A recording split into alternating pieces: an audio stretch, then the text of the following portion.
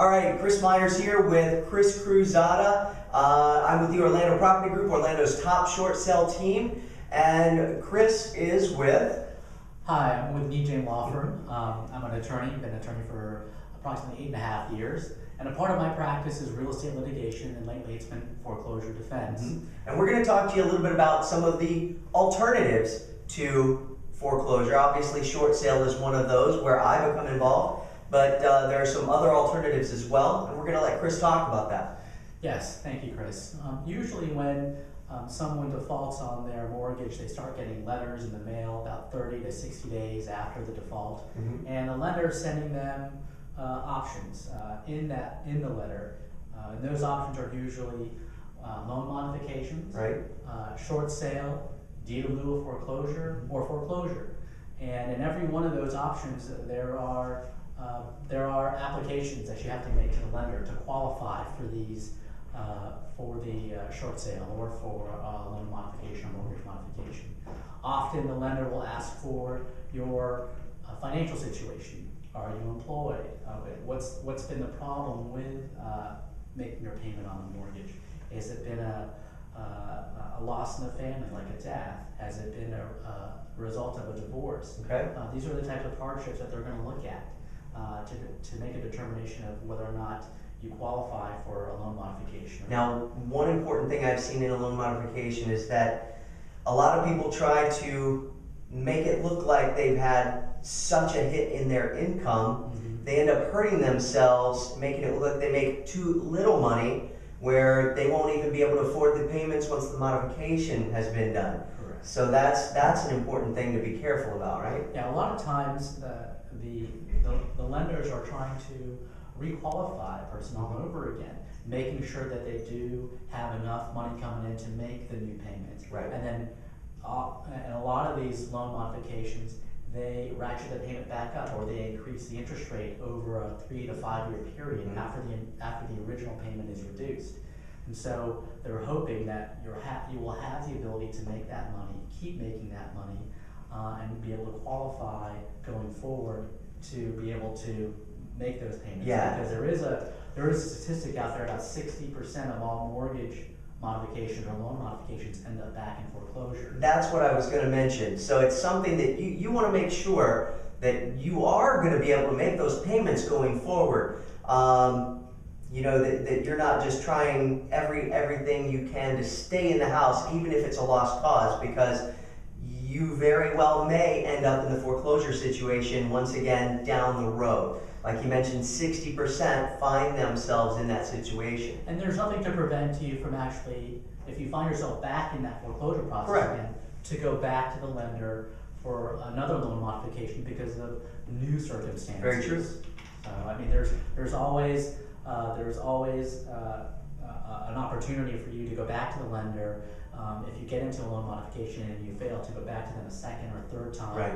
To get back into modifying the loan. Yeah, and many of the people we work with on short sales have found themselves, you know, they got a modification and, you know, now another hardship has struck. So now they've just decided they want to go ahead and short sell it. So all those options are available to you once again if you find yourself in trouble down the road.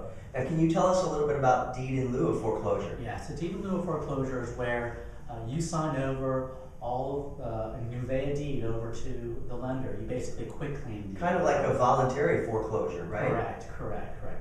There is sometimes some money given from the lender to the borrower to help with moving expenses.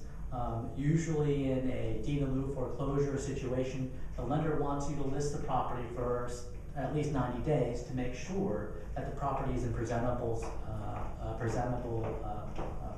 situation for any prospective buyers that want to come, so they can get it off their hands fairly quickly.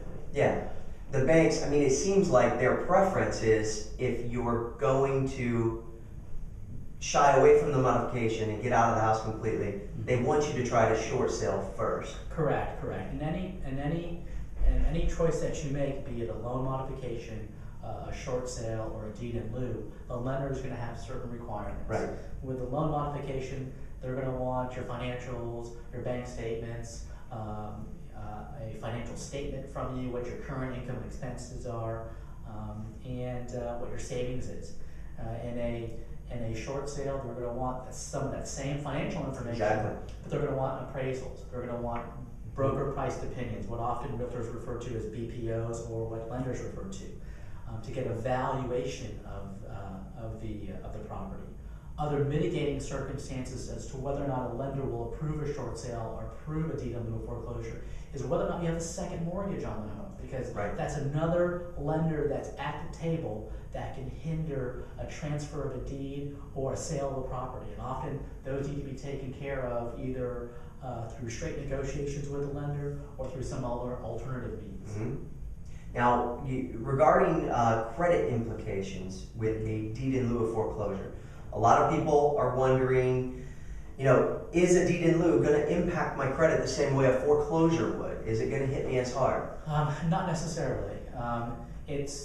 Foreclosure is absolutely the worst that can happen Right. to your credit. And with trying to, I would assume that you would want to get back into owning a home in the future. Mm-hmm. It would also hinder because of the Fannie Mae and FHA guidelines. Right.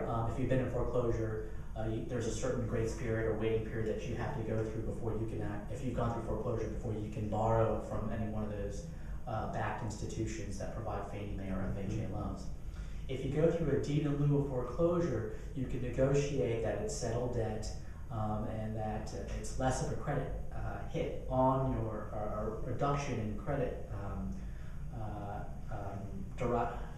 credit points on your Mm-hmm. on your credit report. Do you have an average that you've seen what it hits someone? About 100, Okay. 150 Not points. too bad.